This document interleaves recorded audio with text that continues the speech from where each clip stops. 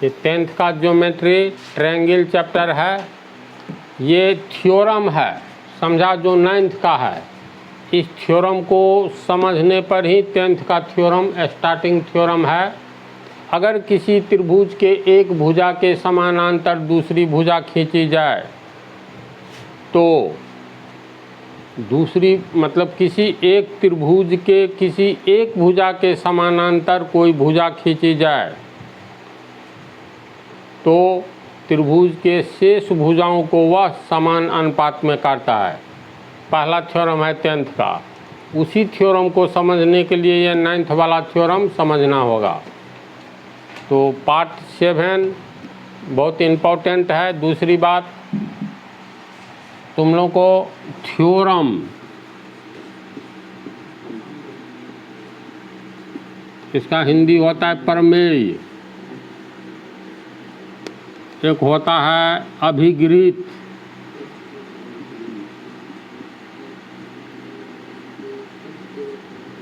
इसका पर्यायवाची होता है स्वयं सिद्ध। तो इन दोनों का अर्थ समझ लो। दो तरह का स्टेटमेंट होता है कथन। एक कथन को साबित करना पड़ता है जबकि दूसरे कथन को साबित नहीं करना पड़ता है।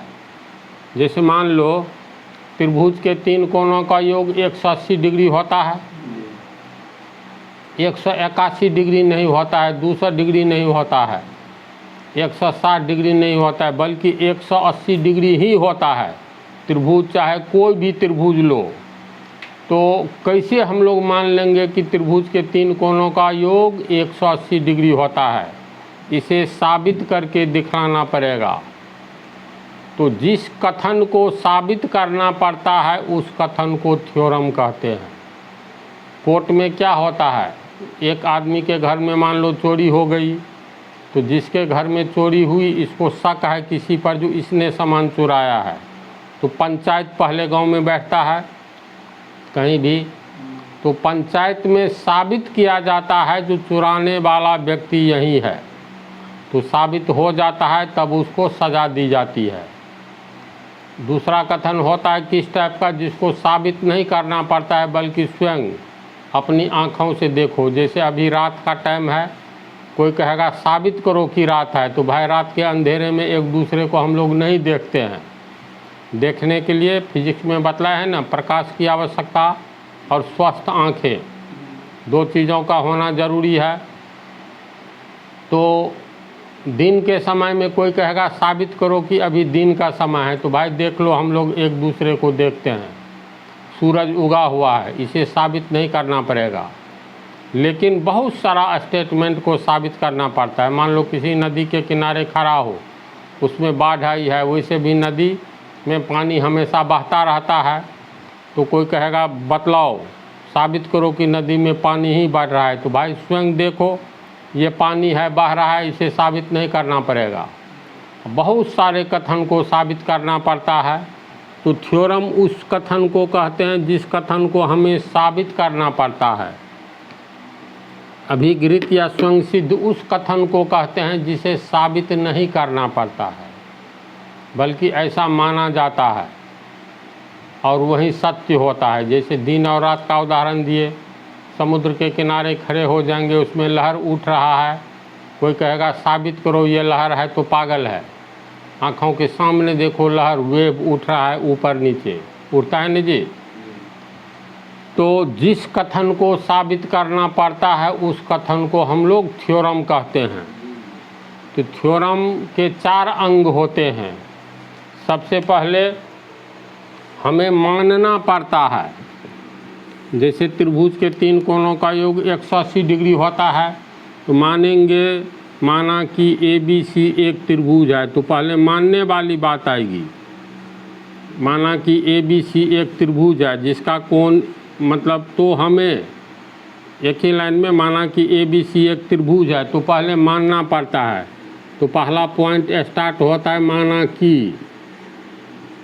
दूसरा पॉइंट क्या साबित करना है, तो माना कि ABC एक त्रिभुज है, तो हमें साबित करना है कि कोण A जोड़ कोण बी जोड़ कोण सी बराबर 180 डिग्री होगा। तो दूसरा में प्रूव दैट यानी साबित करना है, ये लिखना है।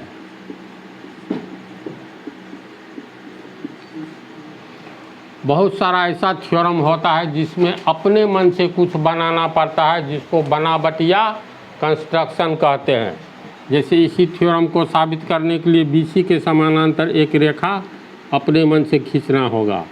जो बनावट में खींचा जाता है वो डॉट डॉट करके, जैसे एक रेखा मान लो MN खींचे तो बनावट में लिखेंगे BC के समानांतर शीर्ष A से या बिंदु A से एक MN रेखा खींचा। तो ये बनावट सब में नहीं आवश्यकता होती है, लेकिन बहुत सारे थ्योरम में आवश्यकता होती है। कंस्ट्रक्शन तीसरा पॉइंट। चौथा अंत में अब साबित करना पड़ता है, तो लिखेंगे प्रूफ या सबूत। तो अंतिम पॉइंट होता है प्रूफ। ये चारों थ्योरम का अंग कहलाता है। समझ गया? तो इसमें हम बतलाएंगे। फेयर कॉपी तो तुम लोगों को फेयर नोट मिलेगा ही।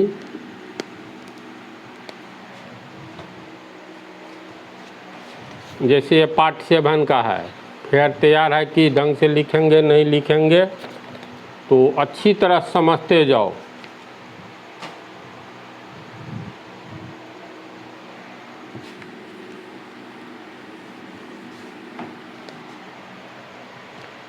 थ्योरम ये है, एक ही आधार एवं दो समानांतर रेखाओं के बीच स्थित त्रिभुज का क्षेत्रफल बराबर होता है। तो इसमें समानांतर रेखा तो तुम लोग बेस ऑफ ज्योमेट्री में पार्ट 1 से पार्ट 60 तक बिंदु से वृत्त तक के बारे में सब कुछ डिटेल में बतला दिया गया है। जिन विद्यार्थियों को नहीं आता है point two circle Aditya global पर देख लें, बहुत डिटेल में है। तो फिर भी समानांतर रेखा किसे कहते हैं? कभी नहीं और कहीं नहीं मिलने वाली रेखा को समानांतर रेखा कहते हैं, चाहे आगे की ओर बढ़ाई जाए या पीछे की ओर। कभी नहीं और कहीं नहीं। अगर हम दो रेखा खींचते हैं और ये रेखा को अरबों किलोमीटर तक बढ़ा करके दाईं ओर ले जाएंगे, बाईं ओर अरबों किलोमीटर तक बढ़ा करके ले जाएंगे, तो समानांतर रेखा उसे कहते हैं जो आगे की ओर बढ़ाई जाए या पीछे की ओर, कहीं नहीं और कभी नहीं मिलती है। हम 3-4 परिभाषा लिखाए हैं। समान अंतर पर चलने वाली रेखा को समानांतर रेखा कहते हैं। ये सब थ्योरी में हो चुका है। तो थ्योरम है, दो समानांतर रेखाओं के बीच स्थित त्रिभुजों का क्षेत्रफल बराबर होता है। चाहे तू 10 त्रिभुज खींचो, 2 खींचो या अनंत त्रिभुज खींचो। तो मान लो दो समानांतर रेखा है,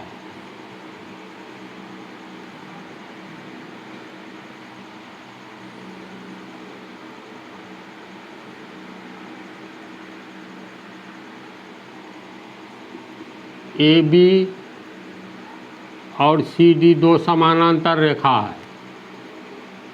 लिखेंगे माना कि AB एवं CD समानांतर रेखा है, तो एक ही आधार एवं दो समानांतर रेखाओं के बीच स्थित, यहीं तक देखो, आधार एक है, यानी हम लोग इसमें से आधार काट लेते हैं, EF आधार काट लिए।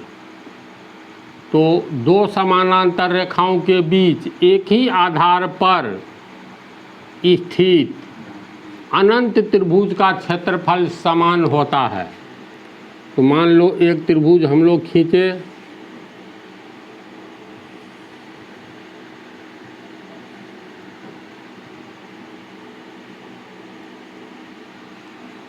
दो समानांतर रेखा और एक आधार हो गया EF।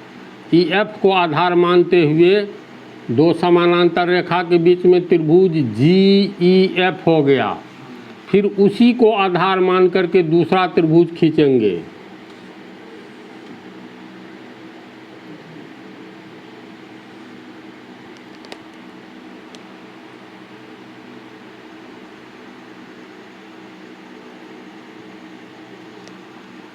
अब बोलो, त्रिभुज जी ई एफ एवं त्रिभुज एच ई एफ दो समानांतर रेखा के बीच स्थित है, जिसका आधार ई एफ है।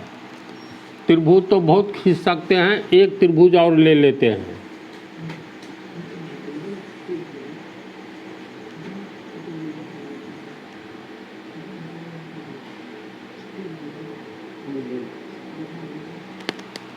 चलो देखो, इसमें कितनी त्रिभुज दिखाई देता है? 3 ठो। तो दो समानांतर रेखा के बीच और एक ही आधार ई एफ पर पहला त्रिभुज है जी ई एफ, दूसरा एच ई एफ, तीसरा जे ई एफ।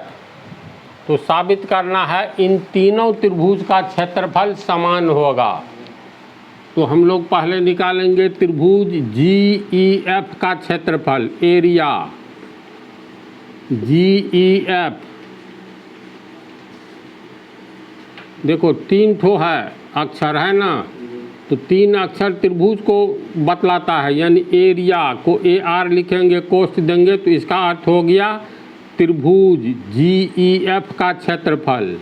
फिर मान लो लिखते हैं इस तरह ए बी सी डी, तो कोष्ठ के भीतर शीर्ष होता है 1 2 3 4, तो 4 शीर्ष चतुर्भुज में होता है।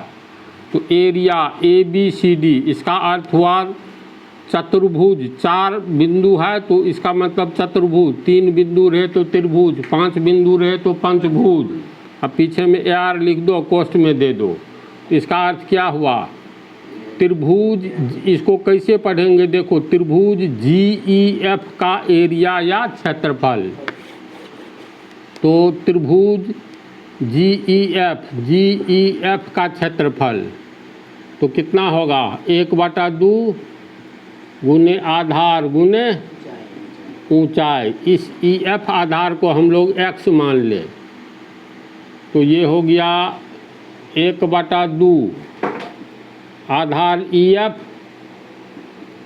गुने ऊंचाई। ऊंचाई इसमें तो नहीं है, तो तुम लोग को ये भी बतलाया है किसी भी त्रिभुज के, जैसे ई एफ को आधार मानेंगे, बेस ऑफ ज्योमेट्री में पढ़ा दिए हैं। अगर ई एफ को आधार मानेंगे तो ई एफ के सामने वाला शीर्ष से खींचा गया लंब आधार ई एफ के लिए ऊंचाई का काम करेगा। तो ई एफ का ऊंचाई इसके सामने वाले शीर्ष जी से एक लंब खींचेंगे।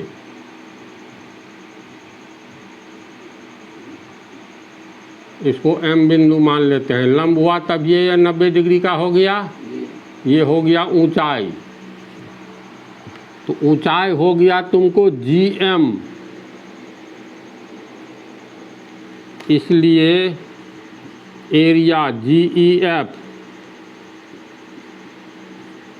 बराबर ई एफ गुने जी एम। एक है तो ई एफ गुने ई एफ का मान बैठाएंगे। ई एफ को हम लोग माने हैं एक्स, तो एक्स जी एम ऊंचाई, इसको एच मान लिए हैं, तो एक्स गुने एच बटा 2, समीकरण 1। समझा इसको? अब दूसरा त्रिभुज का क्षेत्रफल निकालेंगे, एच ई एफ का क्षेत्रफल। तो लिखेंगे एरिया एच ई एफ। किसी भी त्रिभुज का यूनिवर्सल क्षेत्रफल होता है 1/2 गुने आधार गुने ऊंचाई, तो इसका भी होगा 1/2 गुने आधार गुने ऊंचाई। 1/2 आधार हो गया तुमको ई एफ, ऊंचाई बोलो। त्रिभुज एच ई एफ में ई एफ को आधार माने, तो ई एफ के सामने वाला शीर्ष से खींचा गया लंब ई एफ के लिए ऊंचाई होगा। तो यहाँ एच से हम लोग एक लंब खींचेंगे।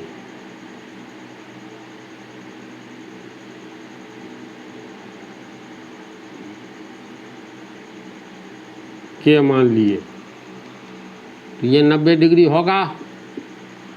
बोलो इसकी ऊंचाई कितनी होगी? क्योंकि समान अंतर पर चलने वाली रेखा को हम लोग समानांतर रेखा कहते हैं। तो ये है मान लो 10 मीटर, तो कहीं भी ऊंचाई लेंगे तो 10 मीटर के अंतर पर चल रहा है, ये भी 10 मीटर होगा। कहीं से लंब खींचेंगे जो कि ऊंचाई होगा तो 10 मीटर होगा ना। और समानांतर रेखा समान अंतर पर चलता है, ये 10 मीटर, तो कहीं से लोगे तो 10 मीटर का डिस्टेंस रहेगा लंबवत दूरी। तो ये h है, इसका मतलब ये h है तो ये भी h ही होगा, तो ये भी h हुआ। तो त्रिभुज HEF का क्षेत्रफल निकाल रहे हैं। आधार EF गुने ऊंचाई, ऊंचाई h के होगा, h के, ये हो गया 1/2 गुने EF। EF तो EF x ही माने हैं, ये हुआ x, ऊंचाई कितना हो गया h, इसलिए एरिया HEF बराबर XH गुने n, यानी XX/2। ये हो गया समीकरण 2। नहीं समझने पर पूछना। दूसरा त्रिभुज का निकाल लिए। अब तीसरा त्रिभुज है JEF, तो एरिया JEF 1/2 गुने आधार गुने ऊंचाई, 1/2। JEF का आधार यही है, EF है ना, तो EF ऊंचाई, यही ऊंचाई होगा। यहाँ से अगर हम लोग लंब खींचे तो समानांतर रेखा के बीच की दूरी समान होती है, तो ये भी h ही होगा।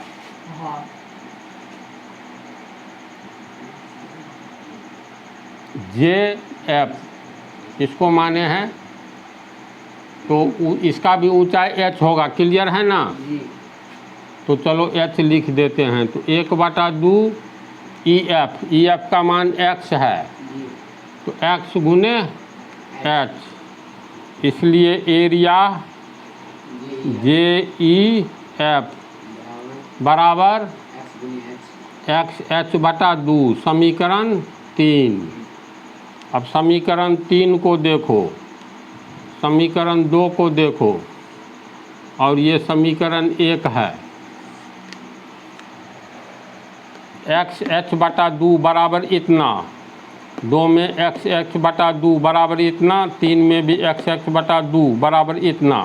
तो समीकरण 1, 2 और 3 से ये तीनों बराबर है, तो लिखेंगे, इसलिए समीकरण 1, 2 एवं 3 से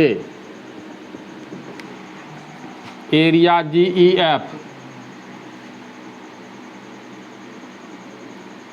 बराबर एरिया HEF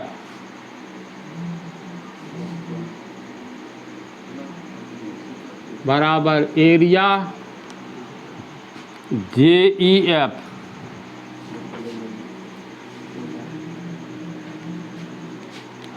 तीनों बराबर हो गया। अगर मान लो हम लोग 3 से ज़्यादा भी आकृति बनाएंगे तो सबका क्षेत्रफल समान होगा, ये साबित हो गया। तो अंत में लिखेंगे प्रूव्ड। बोलो इसको समझा तो लोग। इस थ्योरम का काम आएगा 10th का पहला थ्योरम समझने में। तो इस पार्ट में इतना ही रहने दो।